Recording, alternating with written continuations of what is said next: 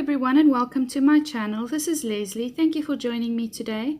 I am back with another design for the JustNick Cut File Studio, and today I am going to be working with the beautiful Mandalla Leaf cut file, and you can find it over at the cut file shop. I'll leave a link for it below in the description box, and you'll see I went into my crepe paper flourish collection from Maggie Holmes, and I've picked out all of the pink embellishments, or well, the pink embellishments that I have left, because I've made so many layouts with this collection in any case. I wanted to use specifically pink because you'll see the photo that I'm using is of my older daughter and of my baby girl, and that was when I think Lucy was about 2 weeks old, so she was really small, and the whole picture has a sort of a pinkish undertone. There's a lot of flesh color, and it's of two girls, so I thought why not make this layout a pink layout. And I got out some of my gelatos there, and I'm going to be using my gelatos to color in the mandala. Now, I had a very specific idea of what I wanted to do with the mandala, and I wanted sort of a gradient effect from one color to the next, and then I also wanted the color to sort of fade out on the edges of the leaf. So you'll see here that I'm just applying the gelato straight on to the paper. Now, I haven't treated this cut file with gesso. I've just cut it out of some plain American cardstock, textured white cardstock, and it is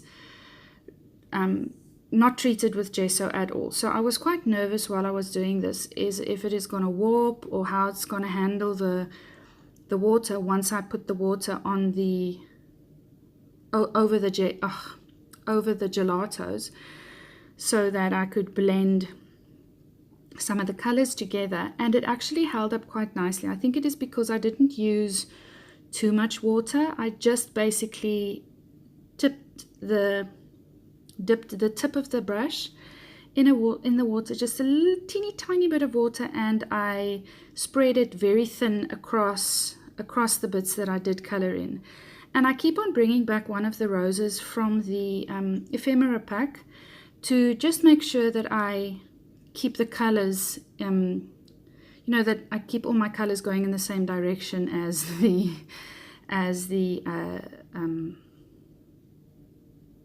ephemera flower. Sorry, my brain is having a moment. Okay, so at that moment there, I do realize that I want to put my photo.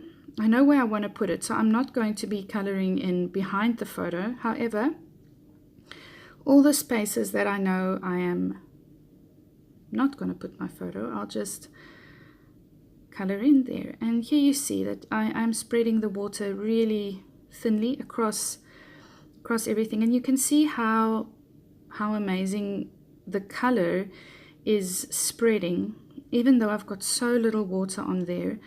And I am able to blend so well with this with these gelatos. Now, that is a special little gelato brush. It comes with one of the sets if you do buy one of the gelato sets, and you can use any paintbrush really. It just has to be a soft paintbrush if you do want to use have this sort of effect.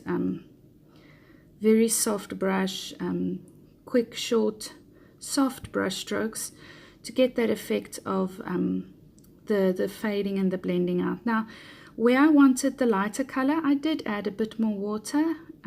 You'll see there to the cut file, just so that I could have that effect of the color fading out. And I wish I could, for a moment, just show you how this looks in real life. The color is a lot more vibrant in real life than what you see over there, and you can see the change in the color also a lot more clearly from going from the one color to the next. Now, I used the color called guava. I used bubblegum and iced currant. Those are the three gelatos that I used, and you'll see there on the left hand side I basically pick up the color from the areas that have a lot of color in it, and I just sort of wash it over that area, and that gives it a very nice blended effect. I'm just getting rid of some of those little bits that stay behind when you do work with a gelato, those little grainy bits. I was very impressed with this. The cut file didn't warp at all, and it dried pretty quickly. So I think, yeah, as I said before, it is because I didn't use too much water with it. And you can see how nicely that gradient effect really works well with the colors. Not only that it is from light to dark, but there's a lot of depth in the darker colors because I use different tones and shades. And yeah, so I really loved how this turned out. It came together really quickly and easily. I went ahead before the time, as I said, and I did pick out the pinkish embellishments from the collection that I had left. So I'm just going to be scattering them around there. And I did bring in some of the rose gold, and you'll see that in that vellum frame, I did bring in some of the rose gold. I do add some Heidi Swap gold color shine as well, and I know that rose gold and the bright gold, it does clash a little bit, but you know, I added so little of it, and it really works really well. So as you can see here that I'm doing a lot of layering behind that photo. I have a lot of the tags left. I did buy 2 ephemera packs for this collection, and I really want, well, I want to start using up this collection really, and I thought of using that stalk not only because it's pink, but also because Emma's holding the baby, and you know, the stalk and the baby. So I think that was really cute. So I'm going to use those 2 rose gold color frames.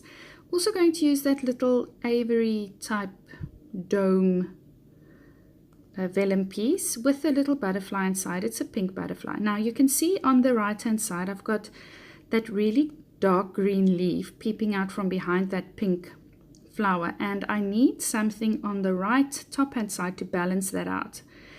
It was a bit heavy on that side, especially with the green.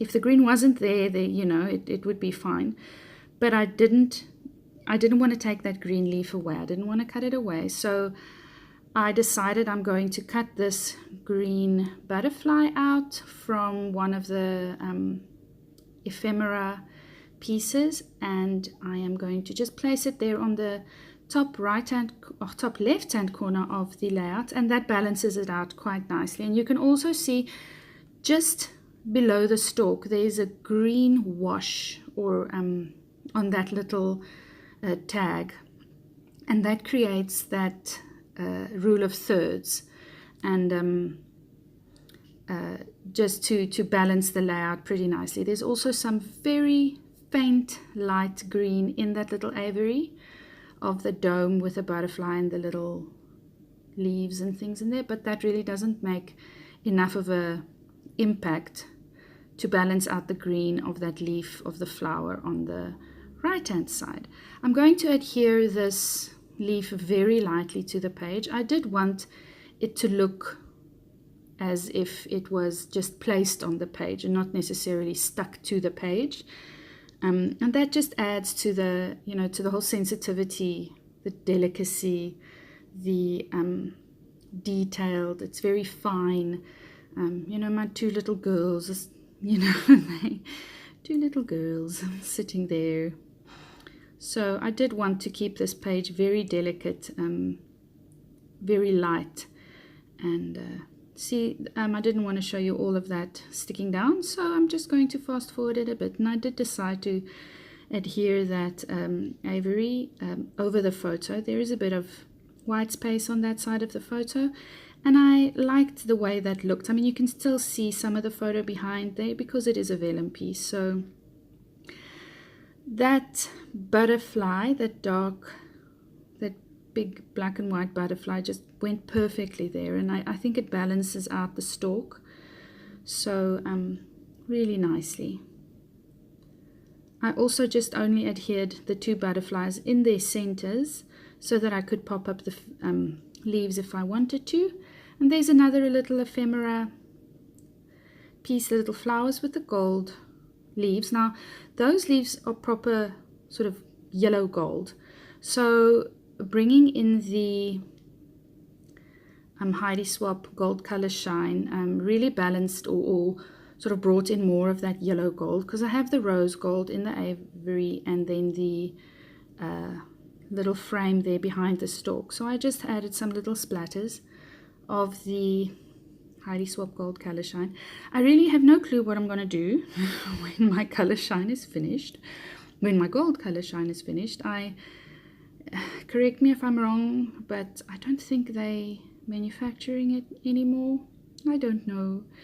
If they are still manufacturing it, please let me know so that I can buy some more.